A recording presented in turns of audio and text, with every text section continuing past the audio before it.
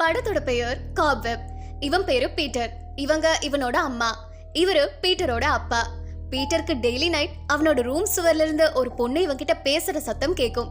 இதனால அவன் பயந்து பேரண்ட்ஸ் கிட்ட சொல்லுவான். ஆனா அவங்க இது உன்னோட இமேஜினேஷன் சொல்லுவாங்க. பீட்டர் ஸ்கூல்ல ஹெல்ப் மீன்னு ஒரு டிராயிங் வரைவான். இத பத்தி டீச்சர் பீட்டர் அம்மாவை மீட் பண்ணி பேசுவாங்க. ஆனா அவங்க பீட்டர் நல்லா இருக்கான், நீங்க கிளம்புங்கன்னு சொல்லிடுவாங்க. பீட்டர் ஒரு கட்டத்துல அந்த சுவர்ல பேசுற வாய்ஸ் கூட ஃப்ரெண்டா மாறிடுவான்.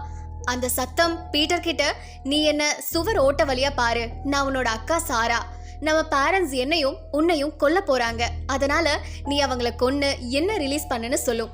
பீட்டர் டீச்சருக்கு கால் பண்ணி உதவி கேட்பான். ஆனா இத அம்மா கண்டுபிடிச்சு போனை கட் பண்ணிடுவாங்க. பீட்டர் பேரண்ட்ஸ்க்கு சாப்பாட்டுல எலி மருந்து வச்சு அவங்கள கொன்னு சாராவை ரிலீஸ் பண்ணுவான். ஆனா சாரா பீட்டரை அடைச்சு வச்சு அவன்கிட்ட, நான் உன்னை ஏமாத்தி கொலை பண்ண வச்சேன்,